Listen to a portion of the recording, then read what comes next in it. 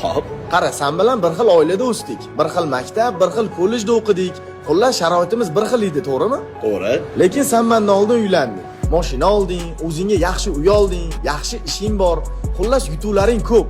Shunaqa yutuvlar nima menda-yu, o'rtoq? Yutuvlar? O'rtoq, ko'ra olmasdan so'ramayapman. Do'stona fikringni bilmoqchiman. To'g'ri. Menda ko'zga ko'rinadigan yutuvlar bor. Lekin senda ham o'ziga yarasha yutuvlar bor, o'rtoq. Faqat sal boshqacharoqda.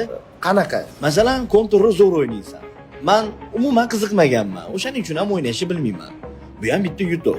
Ikkinchi yutug'ing kalani zo'r chakib qo'yasan. Dumaloqlarni ham chiqarib qo'yishingga gap bo'lishi mumkin emas. Bunga ham ancha harakat qilgansan, mehnat qilgansan-da, to'g'rimi? Qizlarni-yu bir deganda o'rab qo'yasan. Anu ko'chadagi laqabing nima edi?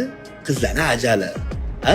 Keyin sen obedgacha uxlaysan. Men bo'lsam ertalab 8 da ishga ketaman. Taniqli odamlarni nesh pul topayotganini hisoblab yurasan.